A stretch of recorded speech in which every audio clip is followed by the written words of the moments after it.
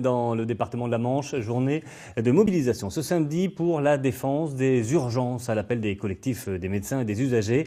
À Granville, ils ont organisé ce midi un die-in. Ils se sont en effet allongés à même la chaussée pour alerter la population sur la pénurie des moyens d'urgence.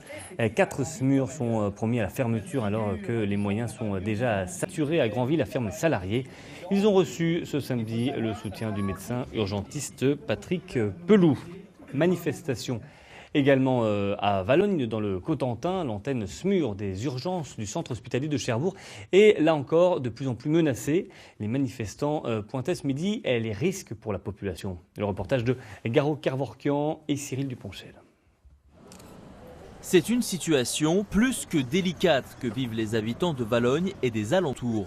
Le nombre de médecins diminue en ville et dans le même temps, l'hôpital voit des services fermés comme celui des urgences, transformés en centre de soins non programmés, ouverts de 8h à 18h30. Alors, un collectif de soignants et d'habitants s'est rassemblé, inquiets pour leur service public qu'ils considèrent sinistré.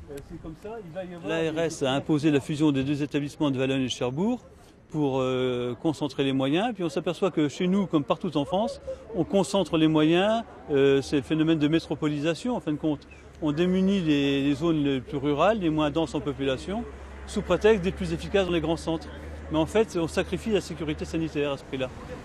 Parmi les conséquences directes, la délocalisation du SMUR de Valognes à Cherbourg. Désormais, il faut donc compter une demi-heure pour une intervention, voire 45 minutes s'il faut se rendre sur les côtes. Un contexte qui alerte les habitants, témoins du manque de moyens. Entre Cherbourg et Caen, il n'y a pas grand-chose malgré tout. Et c'est-à-dire que le lien entre 40 ans, il y a Valognes. Enfin, disons, ce lieu ici est très symbolique de la problématique de notre département, qui est tout en longueur. Et si on enlève entre deux tous les espaces de soins, là ça devient problématique, quoi. En plus de ces habitants, 40 000 vacanciers sont attendus dans cette agglomération au sud de Cherbourg durant les grandes vacances. Une situation à risque pour les professionnels pour qui la sécurité sanitaire n'est plus optimale.